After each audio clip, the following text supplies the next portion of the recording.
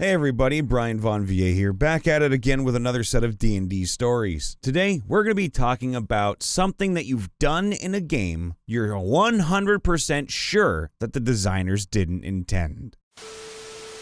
About 25 years ago, I was in a college game club. A lot of us were either longtime gamers and or poor, which meant we played a lot of games that were old, even at the time, and dived into the discount section of our local game store. Especially since a lot of stuff was about, 75% off while they were preparing to move.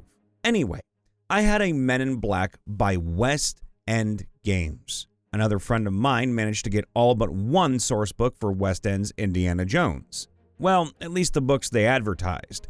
We found no evidence that the Young Indiana Jones Chronicles source book was actually ever released. Unlike some of West End's DC comic books, no copies have leaked online. That's sad. Another GM friend of ours was running Ghostbusters. While the wording in the books weren't the same, we realized something very quickly. West End developed a pretty solid version of a cinematic game with the first release of Ghostbusters. Ghostbusters International plugged a few holes in the system. So, after looking at Indiana Jones, Ghostbusters International, Men in Black, and West End's revised Star Wars side by side, we realized something. Stat blocks and a few features that were in some games, but not others aside. West End Games had tricked us into buying almost the exact same game 4 times. Most of the differences were window dressing and flavor text. We should have realized that before we had begun running games for 5 months, but we didn't. Well, anyway, Indiana Jones met weekly. Our game started in 1940. Every 3 or 4 episodes, we'd jump ahead a year or so. By the time we figured it out, we were pretty much in our characters' post-World War II adventures, and that's sort of where the GM wanted to stop. I had been running Men in Black every other week for almost a year. I was running an X-Files game using GURPS, and a DC Heroes game every other week, plus a player in the evening slots of a Star Trek game. So, my Friday nights were packed with games from 2 p.m. to 11:30 p.m. Damn, that's a lot of games, my guy. That game was reaching the natural endpoint as well. Half the players were actually transferring out of community college. They could still attend, but some of them weren't remaining local and were going to college on the other side of the state. The Ghostbuster game was another weekly game, though my character was critically injured and game-wise couldn't be in the adventures for the next 3 to 6 episodes. I had planned to create a new character and, depending on how the players reacted to him, either retire him after my original character came back, or have my original character become an NPC for the GM to mess around with, as long as he didn't kill him. But since it was getting close to exam week and winter break, that game was going to go on hiatus for at least 2 weeks, if not a month. Each campaign had reached a point where one storyline ended and another one would begin a few weeks early. We had no idea what each game could do with the 1 to 2 episodes of time they would have for the rest of the semester. I don't remember who suggested it, but one of us said, we should do something special for the last few weeks before the late December to mid-January break. So, how about a crossover? And the ideas immediately started rolling, but then said, hey, no, we can't. You're in the Ghostbusters game.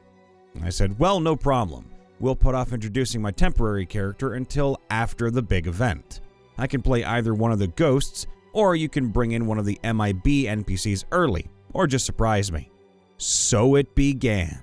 In December 1945, our team of former men of action, scientists, and general mercenaries with hearts of gold were all hired to go to Iceland to recover 2 artifacts which might be located there. Those being the Mjolnir and the Horn of Fenrir. But of course, a group of Nazis, unwilling to admit the war was over, tried to beat us to it.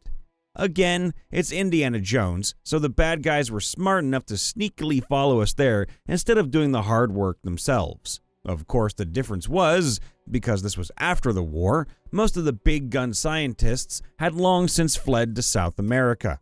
Those losers were smart, but not smart enough. They got there first, but they didn't look around the burial site to figure out how to defuse the traps. One of them tried to use Mjolnir and got zapped with a bolt of lightning. One tried blowing the horn. And then Fenrir rose up and ate them. So now we had to stop a squad of Nazis and Fenrir while dodging lightning. Hey, can someone call Dante up real quick? I'm sure he'd be able to sort it out. That said, we managed fine, but most of the Nazis were dead. While most German soldiers in World War II were draftees and might not really have been loyal to the party, the ones who stuck around after the war were the true believers. Now, given my character was a linguist and an archivist, who was an atheist married to a Jewish woman, he could care less what happened to them. We turned off Mjolnir and found the right tune on the horn to put Fenrir to sleep. Our CIA contact boxed it up, and he said, "I'm sure Dr. Jones told you the drill on this sort of thing, right?" The implication is that it's probably in a warehouse with the Ark, one of many spears of Longinus, and the arms of the Venus de Milo, which led right into the next scheduled block of games. Fast forward, 1999, at the Washington, D.C. Baltimore branch office of Ghostbusters International, Inc. We were called into the Pentagon, who begrudgingly gave us access. Why?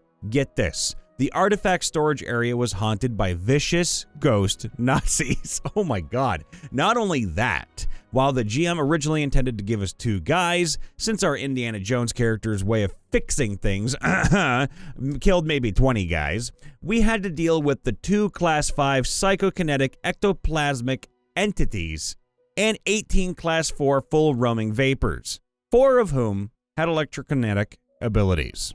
It wasn't your traditional zap and trap mission. Oh, I love the dialogue here. This was a case where we had to do a bunch of other stuff to weaken them, which meant getting read in on the Indiana Jones adventure. For the first part of the block, I controlled one of the main baddies, but we picked up the next week. Ghostbusters moved, for one night only, into the slot Indiana Jones used to occupy. After that, I got my big surprise of who I was really playing. The guy reading them in, while now 85 years old, was my Indiana Jones character. After a lot of trial and error, they figured out that to beat the Nazi ghosts, they had to have somebody who knew how to operate Mjolnir to temporarily suck the excess psychokinetic energy from the ghost long enough for the Ghostbusters to, well, do their thing. And who better than the guy responsible for killing them in the first place? A man who spent most of the last 50 years figuring out the ins and the outs of how the God's hammer worked. He did not, however, know the ultimate secret. Oh no, now it was my turn to wrap things up. So just a 20-minute snack break our time, and 3 weeks of game time later came the final chapter. Cue to 321 J Street, Washington, D.C., headquarters to the Men in Black. In real life, D.C. has no J Street, or does it? They are getting readings of 2 alien spacecraft over the city. One scanning the Pentagon, which is kinda normal. So normal that they thought nothing of it at first. But the other location was the abandoned trolley station the Washington, D.C. branch of Ghostbusters International operated out of. And what beams down? But Vikings. The Men in Black tried to figure out what's going on. Yeah, similar set to what eventually happened in Crystal Skull. Just about every god or goddess from the religions of Earth are extraterrestrials. They left Earth in a rush a few thousand years ago. Their hyperdrive was on the fritz, and relativistic speeds, being what they are, by the time they realized they left stuff and turned back for it all this time has passed. No, I'm not accusing Spielberg of ripping me off. He was clearly ripping off Chariot of the Gods.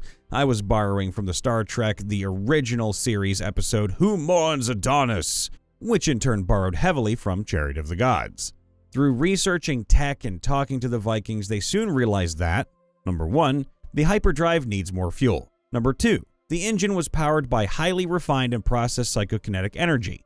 The best way to harvest it was to get the neural energy of someone killed by Mjolnir. When the engine was on, it hurt whatever entities were in there.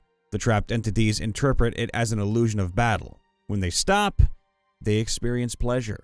This is interpreted as a banquet, hence the myth of Valhalla. Theoretically, an engine can run like that forever unless they push the engines too hard and don't give the spirits time to recover, which is what they did with their last batch. Anyway, this setup caused several problems. The only place to get fuel would be the Ghostbusters containment unit. They couldn't just go in there and grab it. They wouldn't want another Walter Peck situation on their hands. Not only that, whether they knew it or not, the Ghostbusters had provided plenty of cover for MIB operations in the past. Taking out the containment unit would put them out of operation for months, which would create plenty of problems maintaining cover for the MIB in the long term. Eventually, the players came up with a solution.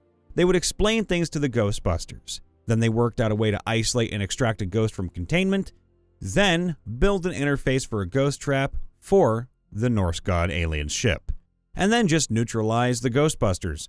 Alas, the MIB tech agent failed a role and thus accidentally left the schematics behind, which influenced the GB game going forward in a hilarious way.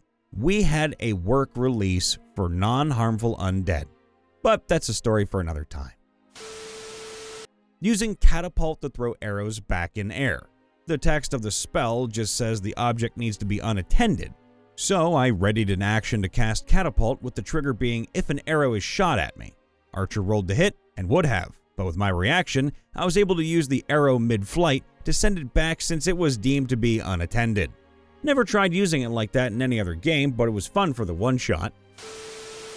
Over the course of one campaign, the following events occurred that would undoubtedly cause the game designers to recoil and send the Pinkertons after us. Is this a joke on what's happening right now? I swear. While interrogating the lone survivor of a band of assailants, in true CIA fashion, he tried to poison himself to avoid talking. He was already also on death's door due to some of his limbs being removed in the process. They don't call it the Geneva Suggestion for nothing. We healed him to keep him alive long enough to get what we needed, just as the founding writers intended. Most recently, our wizard used polymorph to turn into a sperm whale and Uber us to an unreachable subaquatic civilization. Due to the culture shock of outsiders existing, this essentially amounted to a cultural nuclear missile. Can't wait for North Korea to experience that too. Most egregiously, our party had vampirized an NPC in order to save his life. Being stuck with a newly fledged vampire on a ship is definitely an interesting problem, however, for which my character formulated a very interesting solution. Using horrifically precise and twisted medicine checks, I turned myself into a living blood bag. Well, not quite alive, but not quite dead. A Geiger-esque sustainable food supply. The vampire stabilized, the crew survived, and we were able to return him to his wife and kids in mostly mint condition. To this day, my character has never revealed its actions to the rest of the party. Surely the end justified the means? Oh, yeah, absolutely. You keep telling yourself that. Hey everybody, Brian Von VA checking in after the vid. Please make sure to leave a like, subscribe, ring that bell, and of course, leave a comment down below, letting us know what you've done in-game that, well, the devs really didn't want you to do. I love you all. Please be safe, happy, and healthy, and I'll see you next time. Bye for now.